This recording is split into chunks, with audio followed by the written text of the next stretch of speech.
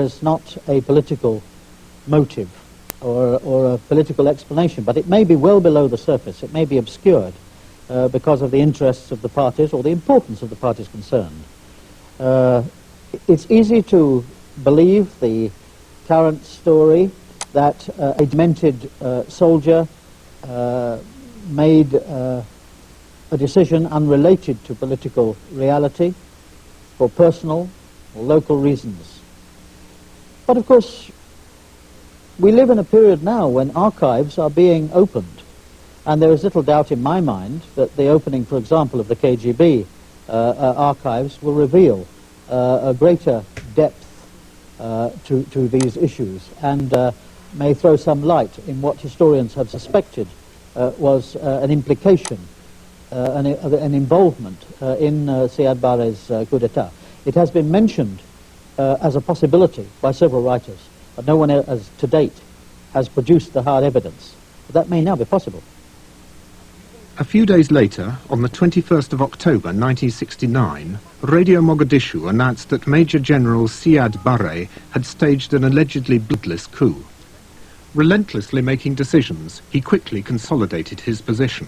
Proclaiming himself president, he abolished the National Assembly and personally headed an appointed 25-member Supreme Revolutionary Council. Initially, the people supported him. Born in the Ogaden, he was an anti-colonialist. Many who hadn't supported the coup were detained, including then-Colonel Mohammed Farah Aidid, who had always trusted Barre. General Aidid and Siad Barre were in the army together. And even before he came to power, they were not on good terms. When he came to power, the first instructions he gave was that Aidid should be appointed a consular in the Somali embassy in Khartoum. That was 2 weeks after Siad Barre came to power.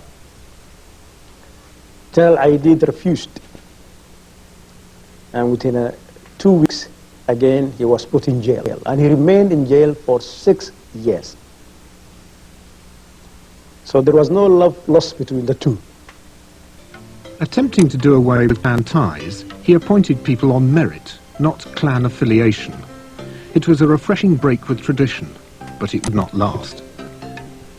Barre, then gaining aid by cleverly setting superpower against superpower, was trying to turn Somalia into a modern state. While the Russians provided arms and advisors, Chinese money and loaned workers built roads into the interior and along the coast, linking towns that had never before been easily accessible. His scientific socialism was not dogmatic and instilled a feeling of optimism. His limited nationalization was also initially unauthoritarian. I believe the Siad of Somali livestock went to the Arabian Gulf countries and the rest of Africa in demand because they were disease-free and naturally produced. Tourism was encouraged along the second longest coast of Africa. Mogadishu had stunning hotels built and safari trips exploited the varied wildlife. Barre also refused to listen to experts who said that things could not be done. The fertile area between the Juba and the Shabelle rivers was being overrun by sand dunes. Undaunted, Barre created a task force of civil engineers and workers who, aided by volunteers on the weekly day of Friday, stopped the dunes' advance by planting local cacti and shrubs. It was an unqualified success.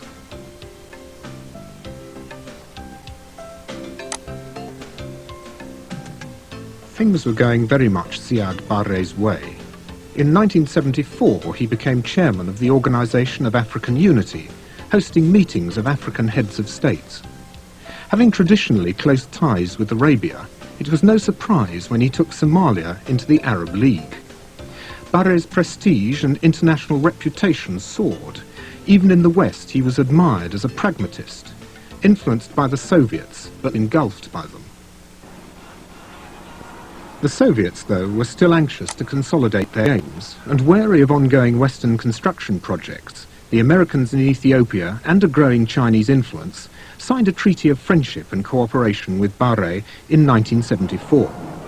Over the next 3 years, they sent an estimated $345 million in military support alone. The former colonialism was now replaced by a superpower domination. One of the biggest problems Somalia faced was education. Outside the main towns, only 5% were literate. Stories and facts had always passed verbally generation to generation, the Somali language having no alphabet.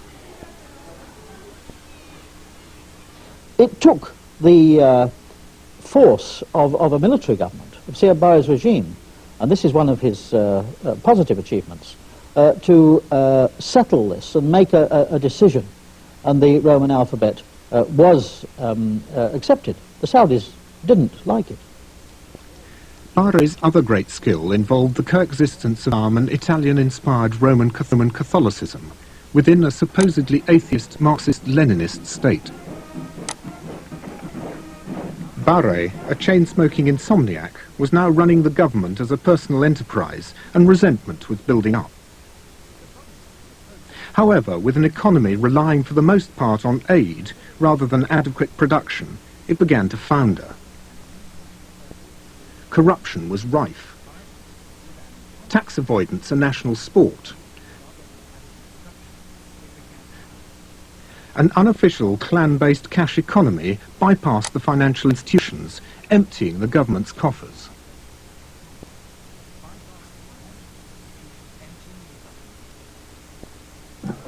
Now, with the country rallying behind him, Siad Barre had to look for more ambitious plans to foster his power gains and further attempt to go down in history as father of the Somali nation.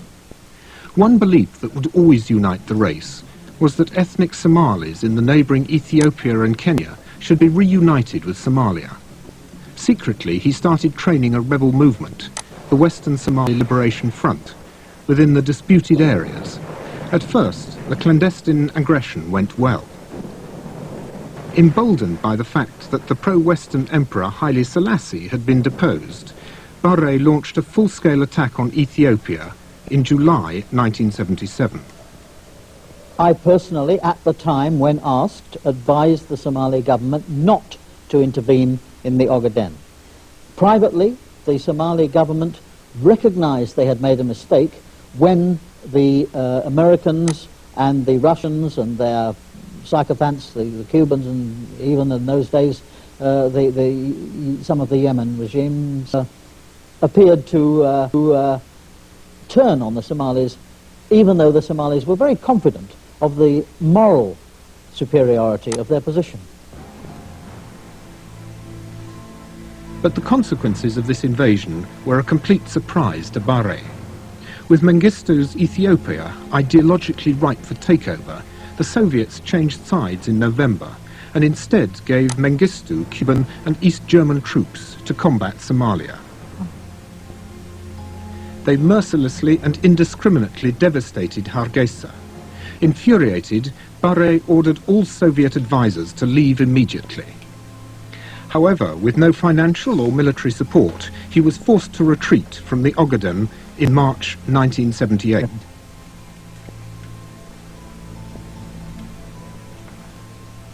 Kept the Somalis together.